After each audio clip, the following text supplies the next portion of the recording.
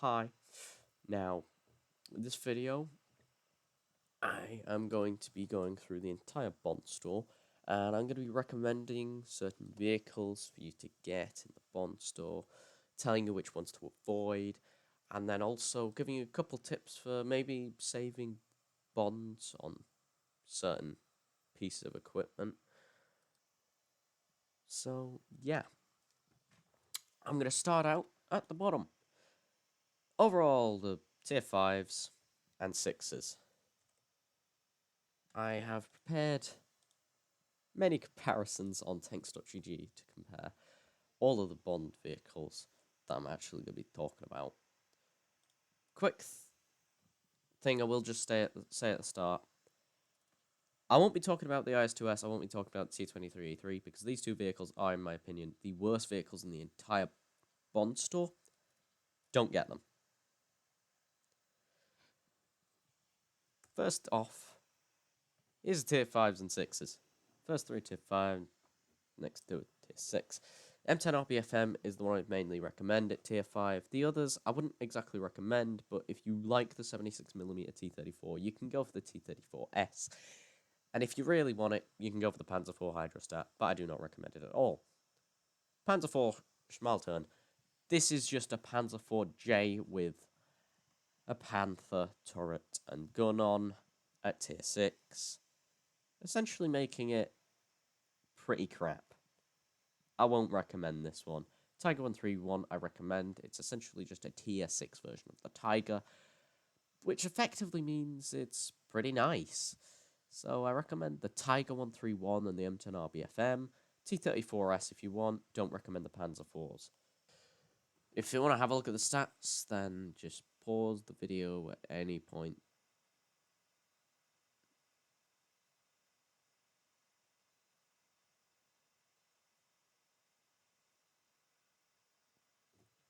Anyway. Now, let's actually get onto the tier 8s. So I think first, I'm going to go over the heavy vehicles.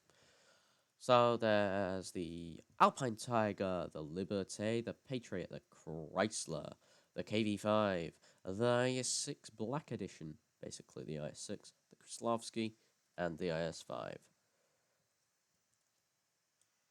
Now, here we are with all the vehicles on tanks.gg. Again, if you want to look at the stats at any point, just pause the video and look.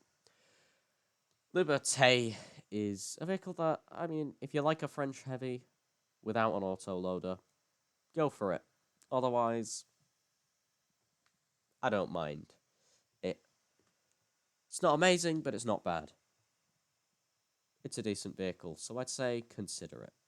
Chrysler GF, I would say, isn't that good of a vehicle, but if you're a little weird and you like it, go for it.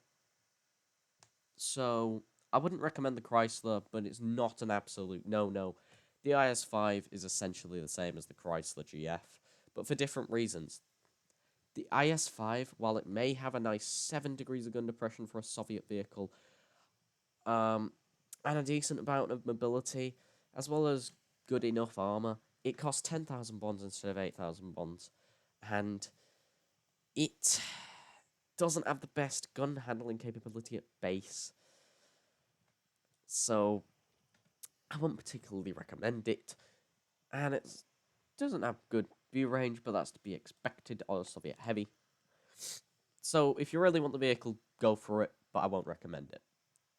Effectively the same as the IS-6 Black, just it's a little bit less mobile.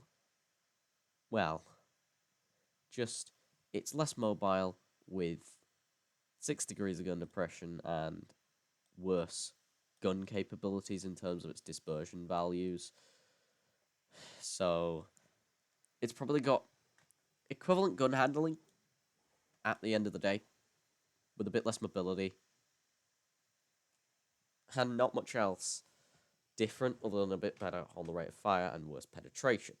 So I wouldn't recommend the IS-6 unless you want a cheap IS-4 crew training vehicle, but there's probably something else you can go for, and if you can't, then if you want a better version, better crew trainer, go for the IS-5. Then there's the KV-4 Kraslovsky. I also don't recommend this vehicle because it's also 10,000 bonds instead of the 8,000 bonds you need for every other Tier 8 vehicle in the bond store. It doesn't have damage per minute, really. It's got good penetration, but in my opinion, the not great alpha damage and damage per minute combined with the fact that this thing is 92.6 tons and doesn't have great armor means that I don't think you should go for the vehicle unless you're a bit of a weird person and you think you might like it, then go ahead and try it. But I will warn you, other vehicles will probably be better to try first, because A, they're cheaper, and B, probably have a higher chance of you liking them. KD5 is a very nice tank. It's got good damage per minute. It's got mediocre penetration that is actually below average, but that's okay in my opinion for the vehicle that it is. It's 107mm. It's got decent gun capabilities for a Soviet tank and still has 7 degrees of gun depression. It's got moderate mobility, and it's 100 tons, so this thing is actually a meme tank if you give it a ramming build. So I recommend this vehicle so that you can have fun times when you put a ramming build on it, and otherwise just get a pretty decent tank out of the vehicle, which is nice. The Patriot, only main suffering point is its 240 Alpha. It has decent gun handling capabilities here. It's got decent mobility and decent armor and a nice base view range. So I recommend this vehicle, the Alpine Tiger. I recommend this tank. Fun quirk about this: 122mm D25TA, IS-5, 122mm D25TA. This is a bit weird. The IS-5 is the same gun on the Alpine Tiger, but some of the stats that can't change between tanks do. 25mm less penetration, 600 meters a second worth shell velocity. This can technically change between two tanks when they have the same gun, but not this drastically, unless it's like absolutely horrible in terms of the configuration of the gun in the turret and how it's fitted, which it isn't that bad. The Alpine Tiger has decent damage per minute. It has good premium rounds compared to its standard rounds, so you might be spending more credits with this vehicle in terms of paying a lot for your shells, because you'd probably be shooting a lot of premium rounds, but it's a good 250 heat, which is nice. It's got a moderate gun in terms of its gun handling capabilities and accuracy. It's got 5 degrees of gun depression, which is the only really major annoyance with the gun, other than its 800 meters a second shell velocity, but that is, you can deal with that. The mobility is the best out of every tank here, surprisingly. And it's pretty good, in my opinion, the mobility, and I would actually recommend it partly because of that. The armor, it does sacrifice some of the armor, though, compared, because of its mobility being so bad. I will say the side armor on the vehicle is essentially just a bit worse than an IS-3. The frontal armor has a flat lower plate that's okay, and most of the upper plate can be penetrated by moderate to high penetration tier 8 standard rounds, but it will bounce itself and light tanks and stuff like that. It's still pretty decent. It doesn't have the worst view range, it doesn't have the worst camo. I would recommend this vehicle. Out of the heavies, I'd recommend the Liberté. I'd recommend the KV-5, the Patriot, the Alpine Tiger. The other 4 are personal choice, but I would not recommend them. Now we shall go on to the medium tanks, of which there are 5. The Lorraine 40T, M46KR, Panzer 58 Mutzgard, TRV-81, and T-34-3. I think I said there was 5, there's 6. So the Lorraine 40T is the one I'd recommend the most. It's got an autoloader, which means it doesn't have great damage per minute, but it does have good penetration. It has decent burst capabilities at 1200 and 7.5 seconds, 2.57 second intraclip, 300 damage, which makes it pretty decent. It doesn't have the best of any medium tank gun in terms of its gun handling capabilities or accuracy, but it isn't the worst one that exists. It has 8 degrees of gun depression, which makes it pretty good, and it has some pretty good mobility, but that does mean that it doesn't have much armor, and sacrifices a little bit on its hit points. It's not exactly the sneakiest, or the highest view range, but it's good enough in terms of its spotting capabilities to spot for itself at moderate distances and then shoot. I recommend the Lorraine 40T. The M46KR is basically just an outdated American medium tank. 192 pen is the worst here. It also has the second worst alpha damage at 240. Its damage per minute, while it might not be that bad, being the best here, is really the only good thing about the gun in terms of its firepower. Its gun handling capabilities are actually pretty good and decent, but it's not really that mobile, and it doesn't have great armor. Something like a guard or the STRV-81 or the T-34-3 probably have better armor than the M46KR. So I wouldn't recommend it, but it isn't too bad of a vehicle. So if you want it, go for it. Panzer 58 Mutz.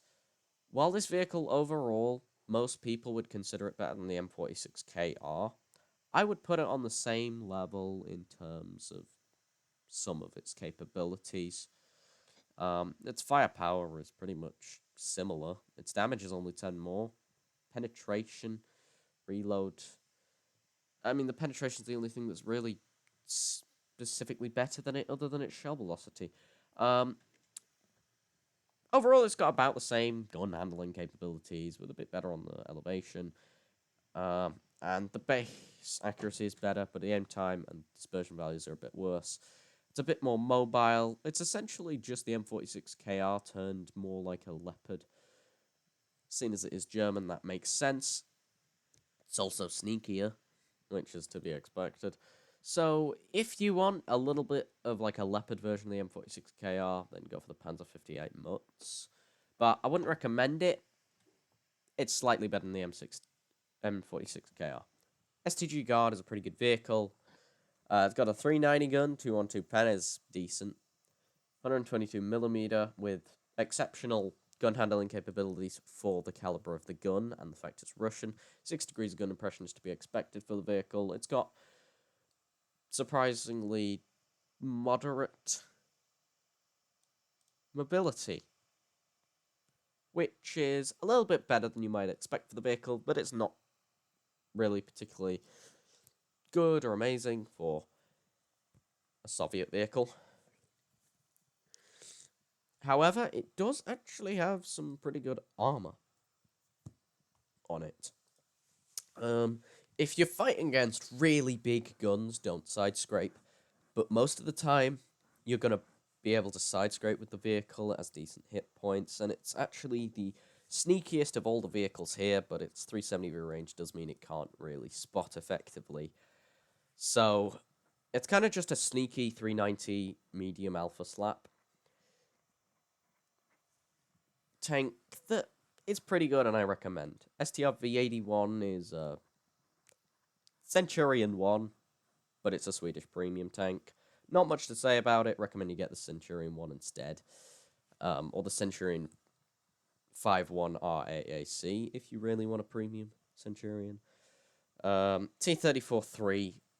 If you want a crew trainer for something like a 121B or a 121, then go for this vehicle. But otherwise, it's moderately okay. Consider it if you want. So out of these, I recommend the Lorraine and the Guard. If you really want them, go for the T-34-3 or the Panzer 58 Mutz. And I don't really recommend the STR-81 or the M46KR. Now, the next vehicles we're going to go over are the Tier 8 light tanks.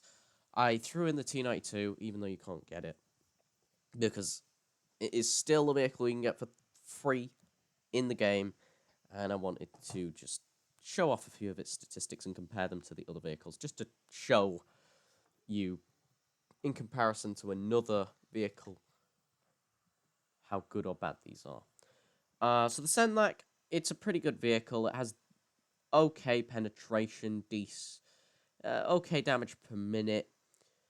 It has decent gun handling capabilities with some relatively respectable statistics, with 1.73 seconds aim time, same as most of the other light tanks, 0.34 accuracy, which is a bit better than some light tanks, and the dispersion values are better than some tanks, and it has 10 degrees of gun depression to go with that, which is pretty cool. Go away, Opera. I don't know why I use this web browser.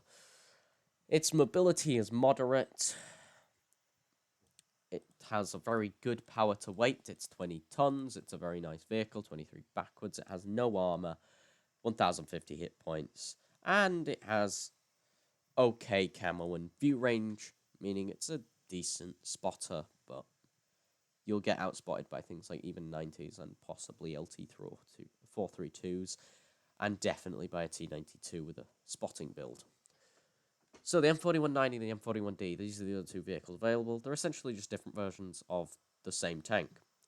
They're M41 Walker Bulldogs, but one got captured by Germany, one was given to China for some reason. They have better damage per minute. One has worse pen, the other has better pen. The one with worse pen has more damage. The one with better pen has less damage. I personally think the M41D is better than the M4190 because it has arguably better gun handling capabilities, 9 degrees of gun depression, and the better penetration and damage per minute, as well as rate of fire. So I think it's better. But the thing that the M4190 trumps it on is mobility. The M4190 is more mobile, even though it has a much worse power to weight ratio than the M41D. So, in my opinion, go for the M41D. It's just a bit better than the M4190. T92, I will just show you that this vehicle is more concealed than any of the other vehicles here, and it still has 400 meters view range, meaning it's still pretty decent at spotting. It has a tiny bit more armor than the M41s. But it sacrifices its mobility to gain all of these different things. It also has surprisingly good dispersion values with not the best base accuracy, but fine aim time and 10 degrees of gun depression. But yeah, anyway, I recommend the Senlac and the M41D. I wouldn't recommend the M4190, but you can consider it if you really want to. T92 is a pretty cool vehicle you can get through the referral program if you refer someone to World of Tanks and they complete their program. Anyway, the next set of tanks we're going on to is the Tier 10s. Sorry, that's the wrong comparison. This should be over here. So the Tier 10s, right, the 121B and the M60, I will immediately mention as having the best premium penetration in the Bond store at 350 heat. The 121B is a pretty nice vehicle, 261 pen, 390 alpha, 3000 damage per minute, makes it pretty cool. It also has decent aim time, accuracy, and dispersion values with 5 degrees of gun depression, which essentially means it only has one weakness so far in the vehicle. Now we go on to its mobility. It's not the best for a medium tank, but it is relatively nice mobility with 55 forwards, 25 backwards. This makes it pretty good, especially because its armor's also very nice. So the vehicle is definitely a vehicle I would recommend for the 15,000 bonds. It's definitely worth it. It is also pretty low profile, meaning its 420 view range makes it pretty good at spotting, and it can spot at decent distances and outspot other medium tanks because it is low profile. So it's moderately to well armored with decent spotting capabilities and decent mobility with a very nice gun. The M60 has a little bit worse on the rate of fire, slightly better penetration on the standard rounds, and a more accurate gun with 9 degrees of gun depression that'll be able to hit its shots easier. It has a bit more on the mobility than the 0121B, but sacrifices most of its armor to do so, as well as its concealment. So,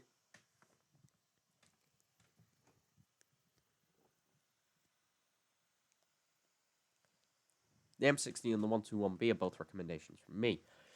The 113 Beijing Opera is a vehicle you should not go for because it costs 15,000 bonds, and the only special things about it is that the name is 113BO, it has a skin, and it has a crew that's special.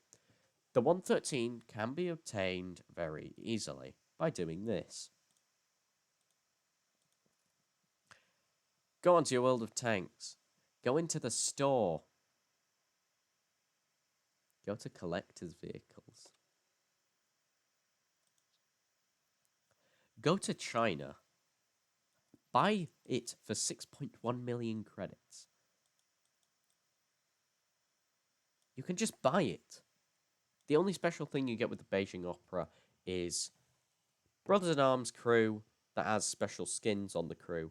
The tank gets a camo immediately that's special, and it's called the BEO, or the Beijing Opera.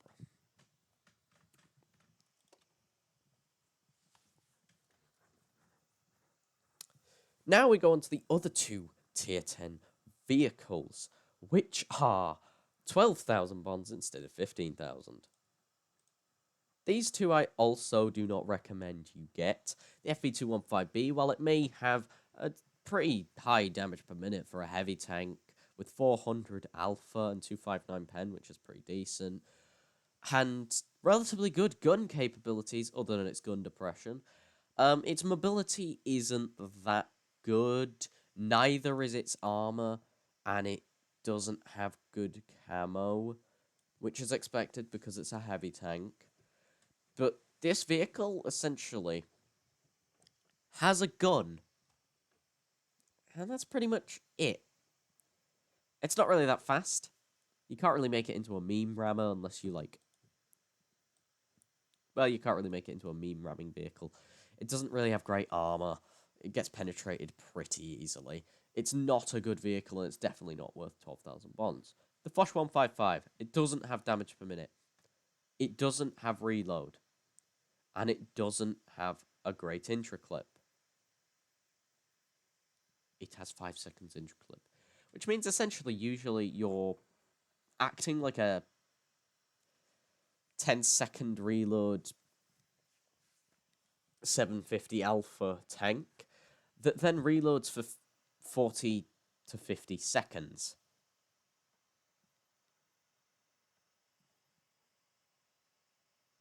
It's not really that good.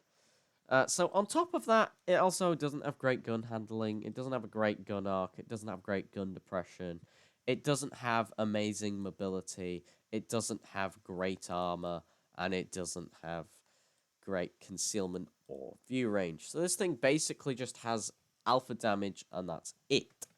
Go for the Foch B instead. Now we've come to an end on all of these vehicles, as far as I'm aware.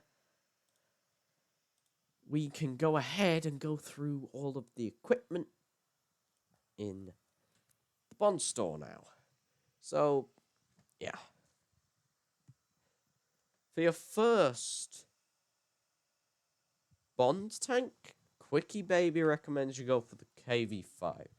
I say you don't have to. You can go for any of the vehicles that you want. If you've looked at a vehicle and you know how you play and you are decent at the game, you can go for any of these vehicles that you want. I've just given you my personal recommendations and shown you the statistics. Equipment. Okay, first tip with the equipment.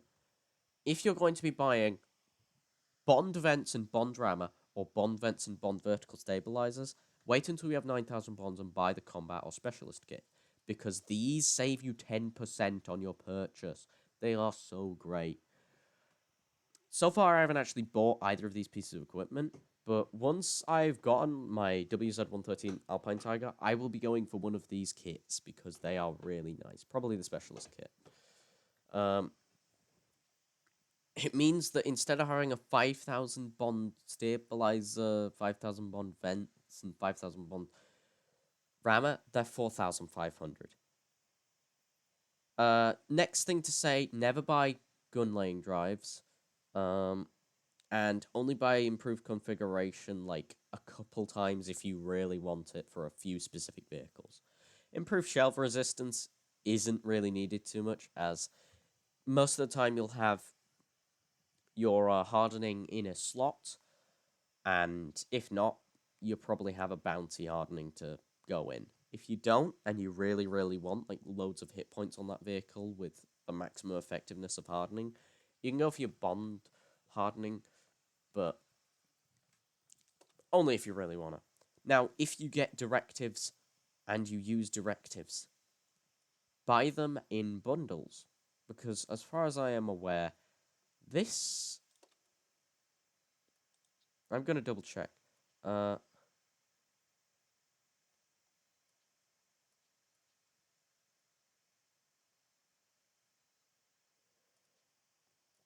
So if you don't buy them in bundles, one of them costs 10 bonds, yeah? But if you buy them in a bundle,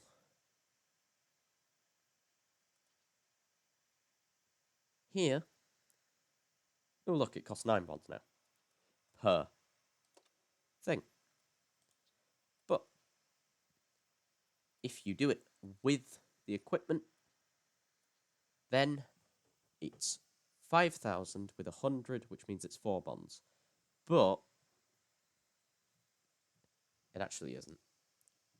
Because it's a bundle, the vertical stabilizer are actually 4,500 bonds, and the stabilizer greasing is 900 bonds. So, if you are going to buy directives and equipment, if you're going to buy directives for coated optics and these here,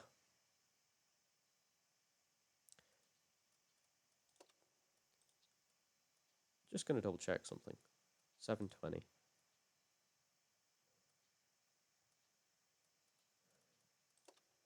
Yeah, buy the directives with the equipment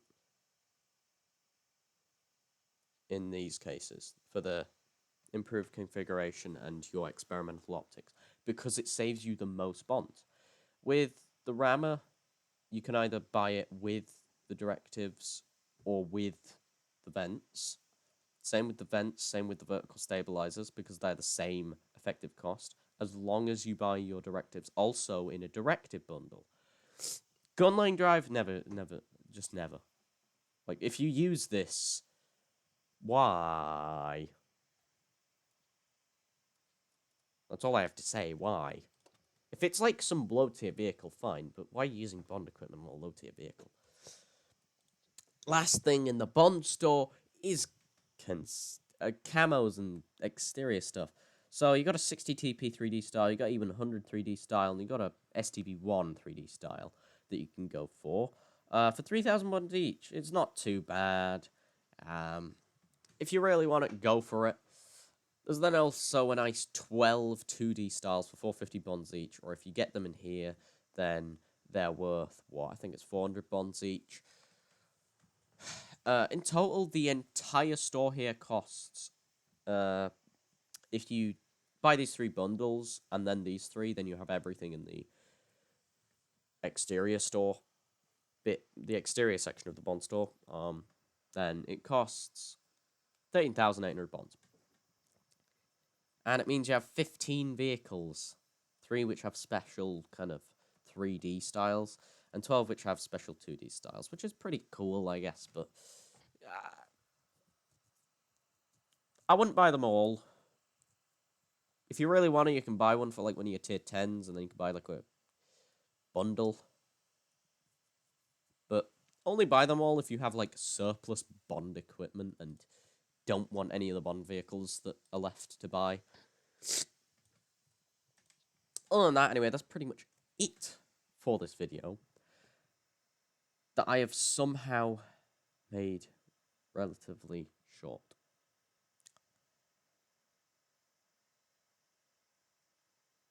Quickly, though, I will just quickly show you the actual stuff. So, 9,000 here for vents and V-stabs. 5,000, 5,000 adds up to 10,000, so you get 10% discount here.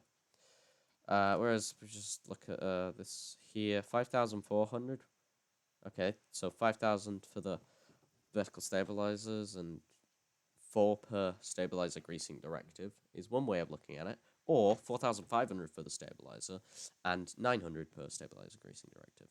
But if we go into the directives, if you buy them one by one, it's 10 here, so that means that you save 10% overall with the bundles for directives and equipment. So buy them in bundles. If they're not in bundles, then okay. Now, if you want, like, just coated optics, and you don't use directives, don't buy it in a bundle. Because that just wastes your bonds by that point. Because if you're not going to use it, then you're just wasting like 320 bonds. Whereas you could just buy a single coated optics here. One thing that would be cool to see would be like some sort of,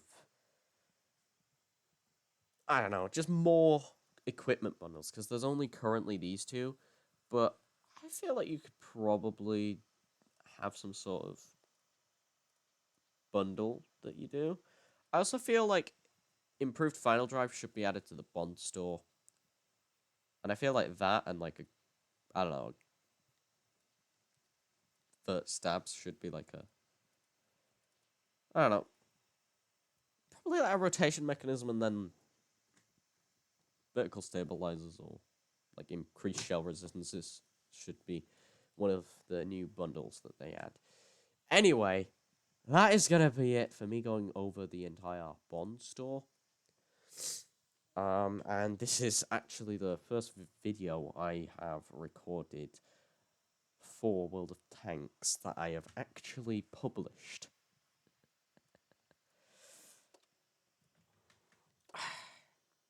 I hope you enjoyed. If you didn't enjoy, then I hope you at least found this helpful in some way. If you want to see more World of Tanks stuff here, then why don't you like the video, comment, or subscribe? Feels weird plugging myself. Whatever. Anyway, hope you found this useful in some way. I'll see you all later.